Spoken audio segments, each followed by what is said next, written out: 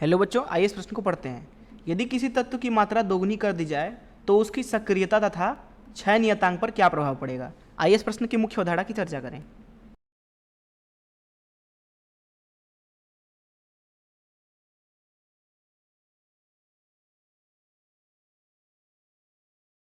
बात करें अगर हम एक रेडियो एक्टिव अभिक्रिया की, जिसमें मान लीजिए हमारे पास में एक नाभिक है ए, जो कि विघटित होकर बी नाभिक में परिवर्तित हो रहा है। टी बराबर 0 समय पर मान लीजिए कि ए की जो संख्या ली गई है वो एन नॉट है, तथा टी बराबर किसी क्षण टी पर मान लीजिए कि जो ए की बची हुई संख्या है वो एन है, क्योंकि यहाँ पे ए लगातार विघटित होता रहेगा, इसलिए जो ये एन है वो दरअसल कम होगा एन नॉट से। मान लीजिए यहाँ पे जो क्षय है उसकी क्षय नियतांक लैम्डा है। ऐसी स्थिति में यहाँ पे जो एन का मान लिखा जाता है वो लिखा जाता है एन बराबर एन नॉट ई की पावर में माइनस लैम्डा टी, क्योंकि जो ये रेडियो एक्टिव क्षय अभिक्रिया होती है वो दरअसल प्रथम कोटि की अभिक्रिया होती है। अब यहाँ से अगर हम सक्रियता लिखना चाहें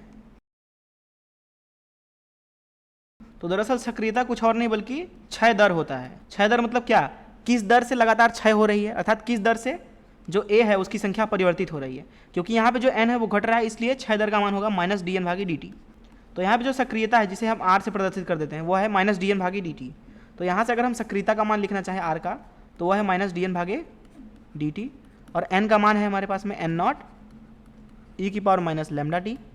तो यहाँ इसका मान अगर यहाँ रख दें तो हमें आर का मान मिलेगा आर बराबर माइनस डी एन भागी डी टी, मतलब माइनस एन नॉट गुड़े माइनस लेमडा गुड़े ई की पावर माइनस लेमडा टी, क्योंकि ई की पावर में ये इतना पद हमें मिला है ई की पावर माइनस लेमडा टी का अवकलन करने पर।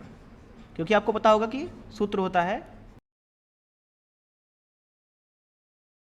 ई की पावर में एन एक्स का अवकलन होता है एक्स के सापेक्ष एन का अवकलन गुड़े ई की पावर एन एक्स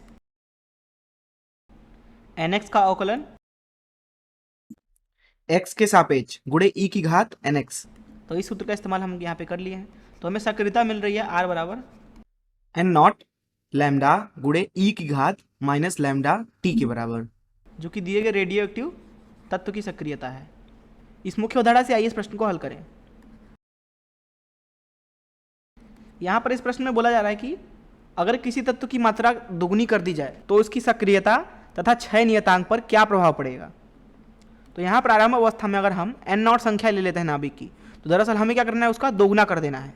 तो बोला जा रहा है कि जो यहाँ पे सक्रियता है उस पर क्या प्रभाव पड़ेगा। तो मान लेते हैं कि जब एन नॉट संख्या थी तो सक्रियता आर थी, तथा जब संख्या दोगुना कर दिया तो सक्रियता आर डैश है।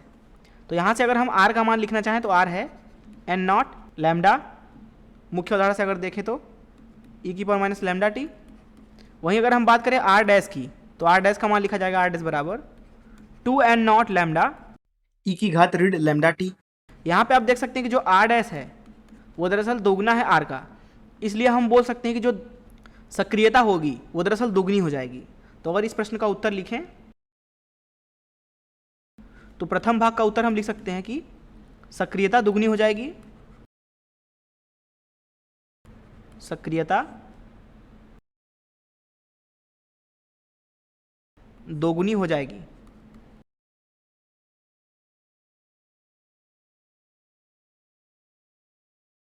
दूसरे भाग का उत्तर लिखते हैं।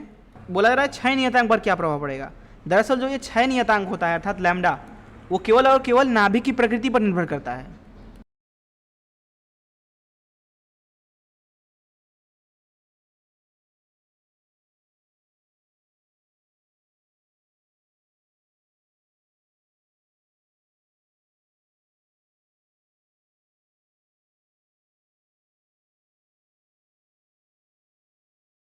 अर्थात अगर नाभिक हम बदलें, जैसे मान लीजिए हम प्रारंभ में नाभिक एक्स ले रहे हैं, बाद में हम वाई नाभिक ले रहे हैं, तो इनका जो क्षय नियतांक वो अलग अलग होगा। लेकिन अगर आप बात करें किसी एक नाभिक की, मान लीजिए एक्स नाभिक की, तो पूरे अभिक्रिया के दौरान ये लैम्डा जो होता है अर्थात क्षय नियतांक वो दरअसल नहीं बदलता है।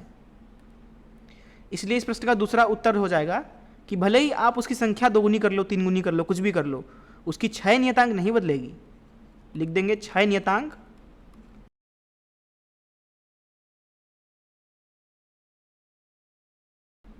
नियत रहेगा।